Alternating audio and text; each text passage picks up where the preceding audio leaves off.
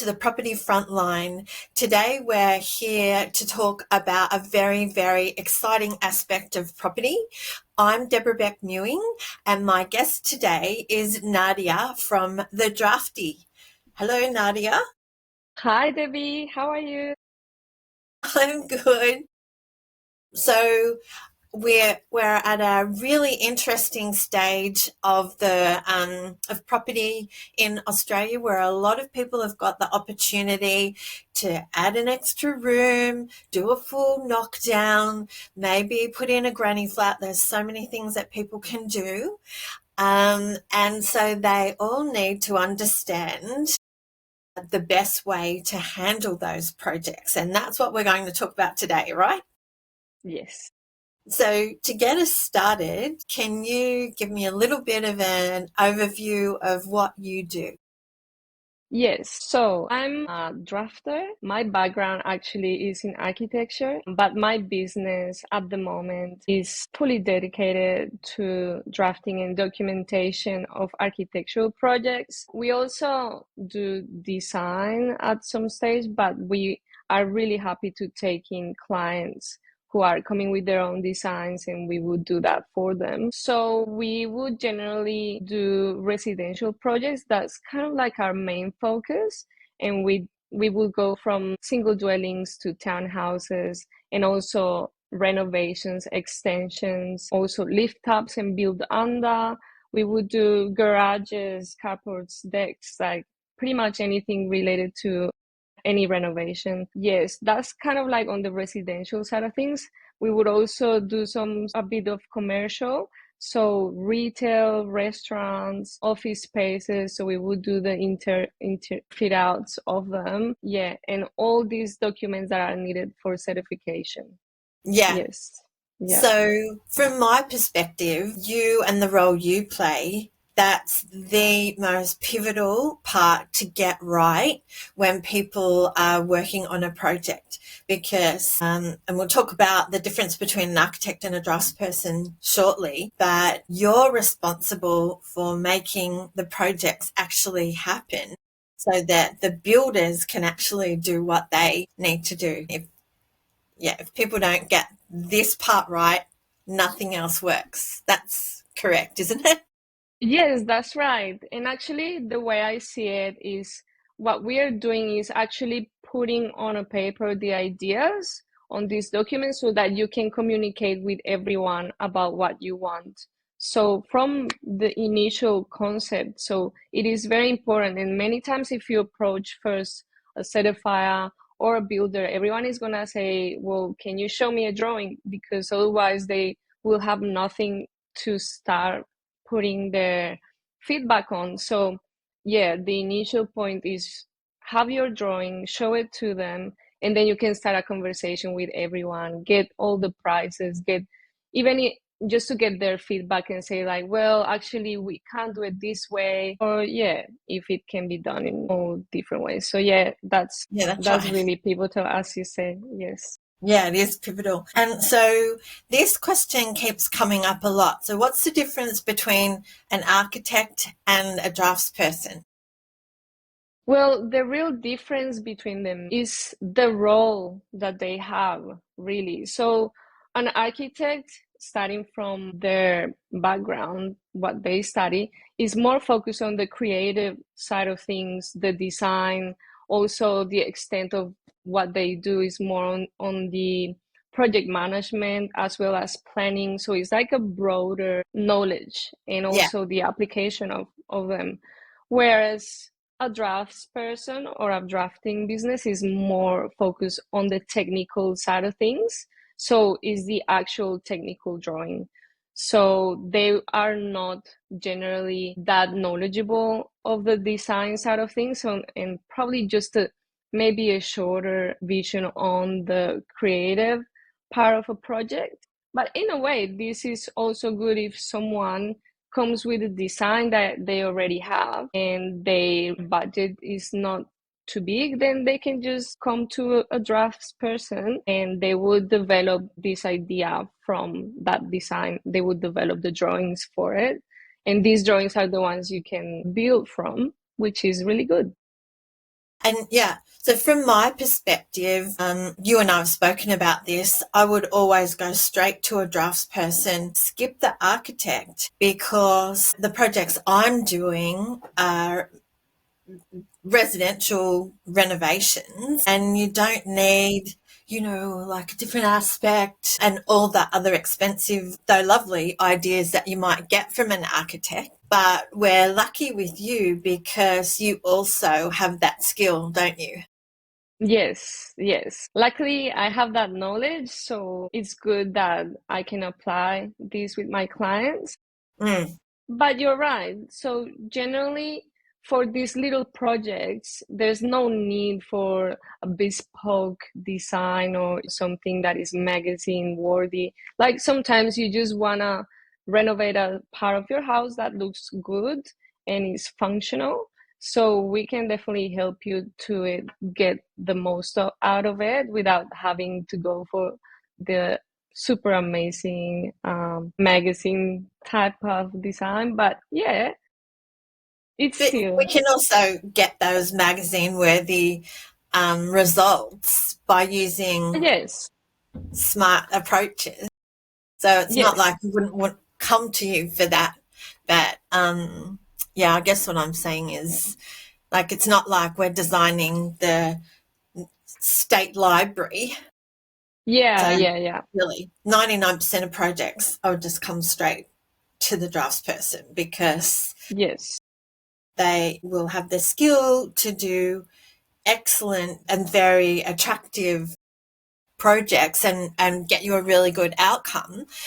Usually, if you go to an architect, you're going to have to go to the draftsperson anyway. So come with your designs and just go straight to the person who does the job. yeah, yeah.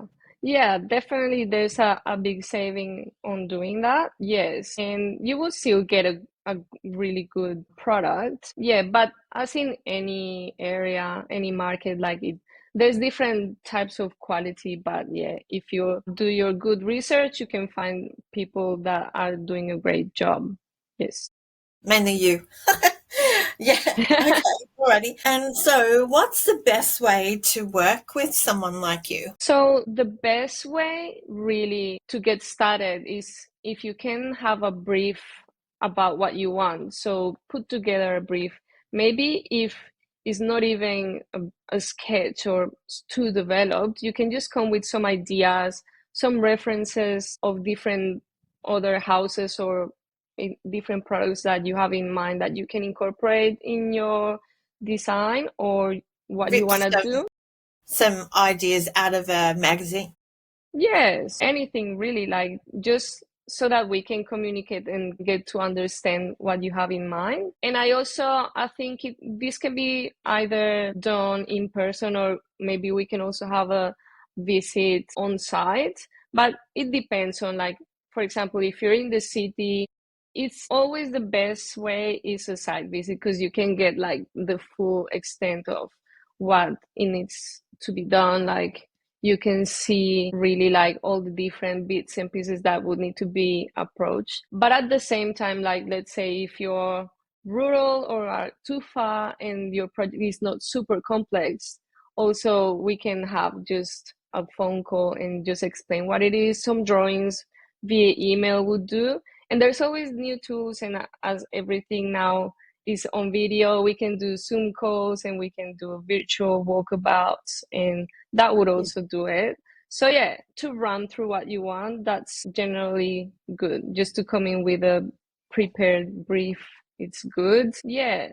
Something that I would also usually require is as many documents as you have from your house, if it's going to be a renovation or something. If you have a title plan, if you have any as built plans from the previous owner or when you purchase the house, that would help a lot. And also, if you do an initial council consultation and get to understand the properties of your land, that would also help a lot. Yeah, yeah. So understand what can be done within the council regulations. Yeah. Yes. Okay, well, that's exciting. And so, Just on trends. So what kind of trends are you starting to see at the moment with the work that you're doing? Well, there's always people who like the modern these days. I've seen a little bit of modular, but something that stands out for me the most is that there's still a lot of Queenslander lovers. So Yeah. it's a trend that is seems to not be going away, Mm, which is really nice because it's like very homey and I find it very beautiful. yeah. But I've seen like also like a new approach to it. So it's not the fully traditional Queenslander with the trims and stuff like that, but more of like a modern approach to it. Lots of yeah, like a new perspective on it. I've seen a lot. And I think yeah, that's booming at the moment for sure. Yes. Lots of whites. Yeah. Yeah. And are you finding that people still love the open plan? Then, Yes.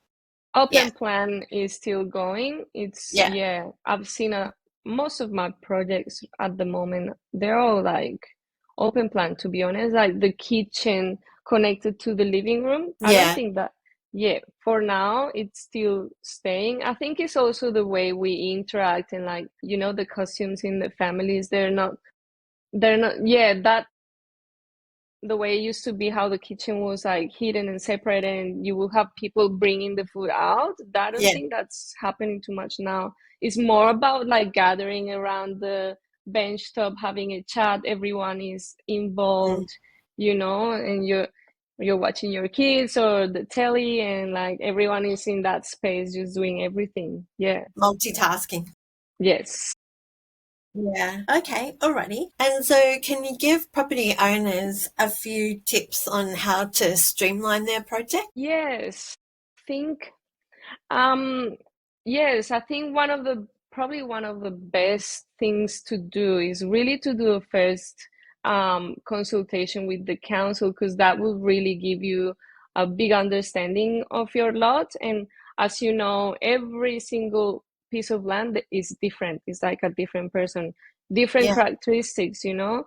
that's right. And so if you do this research even from before purchasing your house because then you would understand what overlays apply to your land, maybe if there's an easement or if there's like protection zones, and then you would like it depends as well like what you want to do in future. So if you want to develop it, if you want to extend just your house to live in for a longer period of time, but then you will understand how far you can go Mm, from the beginning, like just to like have the vision and see what you really want to do in the future. This would help a lot because then you would save yourself a frustration of having to find out when you want to renovate and oh, actually the building envelope is smaller than I thought and I yeah, can't extend in that direction, or oh, turns out I'm in a zoning where there's only permitted to do single dwellings and I cannot build 4 townhouses. yeah. Surprise. So yeah, there's that Unhappy surprise. unhappy surprise. So yes, that's probably a good thing to do. Just do your first consultation, see what you can do and what's the potential of your land Yeah. Mm-hmm. present. Yeah, Yes. and a few others. So something that is really good is to not just get quotes from one single person and go with them, but just get a few, maybe at least three to compare. Yeah, So this will go for with builders or any consultants like at every stage, just to not go with the one single person. So just getting a few quotes, compare them is really good. That way you can see where the prices are blowing up. But at the same time, you can tell like maybe this person is more pricey, but you can see the quality of the work. They're more efficient, they answer really fast, or you can tell that the relationship is gonna be better and you're so maybe right about that relationship part of it. And I think that's something that a lot of people don't realize. It's so important because you're on a journey with service providers and it for a should, while. yeah, It should be enjoyable because there will be moments when it's challenging and you have to be able to either laugh at things or be able to say, honestly, I don't think I like that. Can you change that? Or, you've got to get feedback from your service provider and you have to be able to trust them. Yeah, I think that is primary, and price, while very, very important, the relationship, I Yeah. think, is everything. Yeah, Yes, totally. Because sometimes you would think, because this one is cheaper, then maybe I'm getting the best out of it. But then you'll realize, okay, now this person is not very responsive, or oh, actually, they're not. They don't communicate that well, and I'm struggling to get my ideas across, and they're not being very flexible with my yeah, requests. And then it's not that great. So no, it's good to, yeah, have a feel from the beginning how quickly they respond with the quote, the way they communicate through it, and how they're offering their service to you. Like from the start, you can already tell if you someone can. is offering a good service. Yeah, So yeah, yeah. that's right. Yeah, okay. And what about, like, from a tips perspective, what about the thing that drives a lot of people crazy is selecting all of the different surfaces. So most people, when they start a project, they'll go, oh, can you just add a couple of rooms here? They don't realize that they have to choose the nuance of that white colored paint and all the different textures, and heaven help you if you've got to get into taps and tiles. It's like, so can you Yeah, that or I think that's a great question as well, because like to build a new project is such a long process, and just the thought of like having to get all the formal side of things solved, like all the certification, but then also like all the materials and stuff you have to get selected. But what you yeah, have to look at in this process is that it can be done in stages, so you don't have to worry about the whole thing all at once and just be so overwhelmed with what it involves. But we just will tackle it step by step. So first we just focus on the general design of it. Just we want the building shape, and that it complies the functionality of it. So just tick these boxes and then move forward to the construction side of things. Then we would have like a proper space just to set up, a spreadsheet. Very organized. Organization is important. yeah, Be organized, have a Pinterest board, the spreadsheet, and just go per item. Yes, we'll just dedicate at some point just to that, but you don't have to worry about it too much during the whole project. yeah. So yes. You're right there. And one of the big tips is just to be very organized, very Yes. organized. Have your folders, have your spreadsheet, and just tick boxes. That That's way right. you know where your mind is at. Yeah. Yeah, that's right. Any other tips that you would like to cover before we cover off a couple more questions? Yes, another thing I say would be to have in your head like, okay, what is the time frame? So Yeah, usually, yeah, this would depend on the complexity of your project, but let's say it is a very straightforward granny flat development. This would take probably between 3 4 months if it's going super fast, because you have to consider the architectural structural side of things and the certifier timing for everyone to do their job. So usually somewhere around the 3 4 months mark is reasonable. But if your house is maybe, okay, let's say bigger than what it should be within the building envelope, so you can apply for a relaxation, but then this would mean it's going to take more time. The council needs to review it.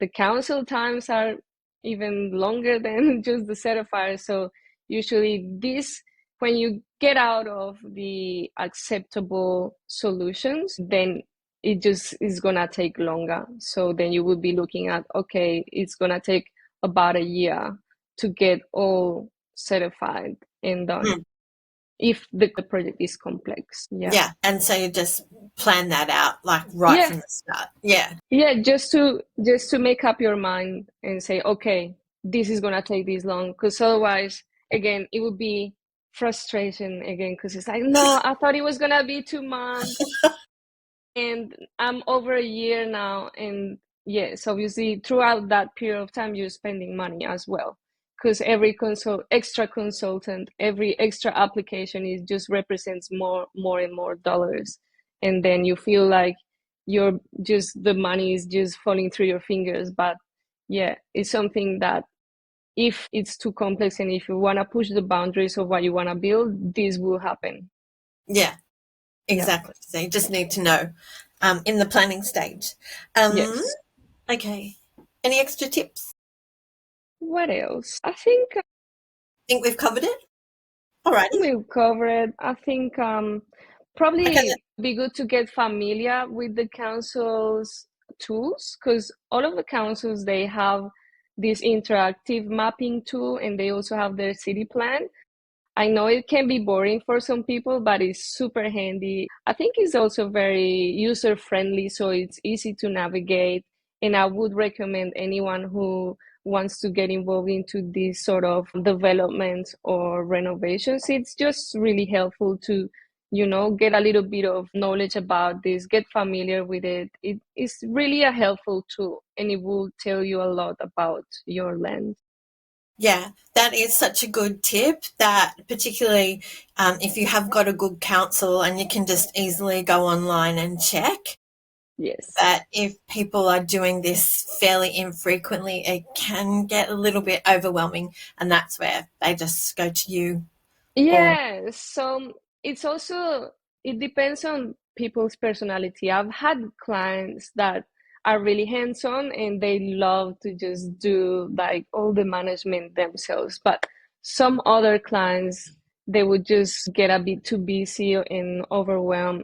So in that case, I would say, don't worry, I can do it for you. So you just leave all the consultant coordination to us, and we just do it for you. You pretty much, it would be like more of a stress-free yeah, yeah, process where we would just look after all that. You don't have to deal directly with consultants or the council website or getting to understand this. So yeah, it depends on what people are after. yeah. Okay, alrighty. And so a few other questions there, traps to avoid in the current market. Traps per se, I don't really see too much, but it's just really about, a lot of it comes down to the cost, and where you can be careful where you put your money. So yeah, it's really good to get different quotes from people, so that's I would touch on that point again, because and highlight it, because that's where you can determine who you're gonna go with. Yeah, getting a few quotes to compare is always good. Yeah. Yeah, Yeah. and I guess the other thing too, like really good planning at the start. Like what I say to all my clients is really lean in to that planning perspective, and then the rest is much smoother. If you're Yes. doing it like on the fly, and moving too quickly at that first stage, then, you know, you'll Yeah. find problems along the way. But I think even now we're starting to see that the builders are better with their quotes, so things aren't blowing out the way they used to be. And even the time to build. Remember a few years ago it was just the time was just blowing out, but Yeah, now it they're was they're much fluctuating. better. Yeah. Yeah, I guess now that I think about it, now that you say all this, I think probably if you can approach builders from an early stage, that would be really good.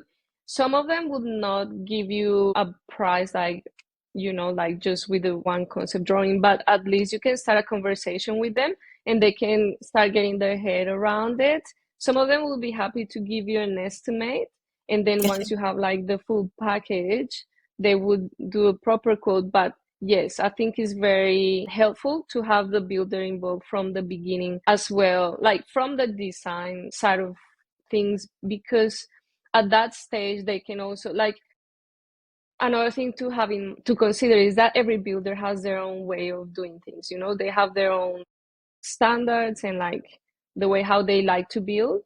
And so if they're gonna build your house, they would already find certain ways where they would go like, okay, maybe I would prefer do it this way. So you can negotiate with them. Because ultimately, when builders say, I think it's too hard, what they mean is that it's gonna cost a little more. So if they feel comfortable with the design as well from the beginning with you, then you can also keep the cost down, negotiating with them throughout the whole process. Yeah, Yeah. that sounds good. All right. And how easy is it to get approvals at the moment? I would say it is easy. It's generally easy. What really matters is like how much are you prepared to pay for? Because ultimately, so there are two streams to certification and to the approval. So you could do the acceptable solution way, which is just as per the books. So there's less of an assessment involved. Whereas there's the performance solution stream. In this way, you would have to push more boundaries, and then you will have to get more consultants involved. You will have to get a relaxation here and there, a ceiling variation. So that's where there's more money that you have to spend on that. So it's not that it's not non-doable. It's just that it's going to take longer because it needs more assessment, and you will have to pay for extra applications and consultants. So, more hurdles to jump. But it's funny, like the way, like your immediate response to that is, oh yeah, approvals are easy. That means that you're getting your approvals through, whereas some people are not because they're not. Wow. I haven't experienced this, to be honest. Yeah, because you do it properly. Must be doing something right for sure. That's right. Okay, so final question. What are the key costs owners need to consider?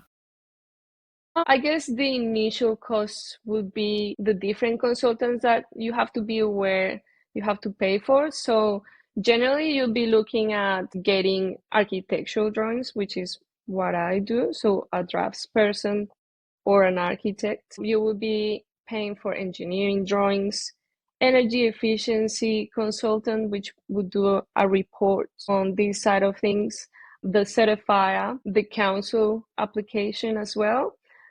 This is kind of like the base consultants that you will get for any project. But if there's any other issues, or let's say, oh, your land is in over land flow area, then we need to get a hydraulic engineer to do another report.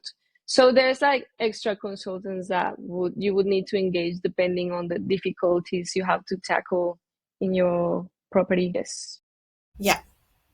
Okay. Alrighty. Well, thank you so much for your insights and your time today. My pleasure. And so if people would like to reach out to Nadia, we will have her contact details included in the description box, including her email address. Is it fine for people to just email you with? Absolutely. Yes. An email, a call. Yes, I'm here to help. Yeah. All right. Available and ready. Yeah. Okay. All right. Well, thanks so much. So we'll Thank you, Debbie. say bye and goodbye. Have a beautiful day. Okay. Bye.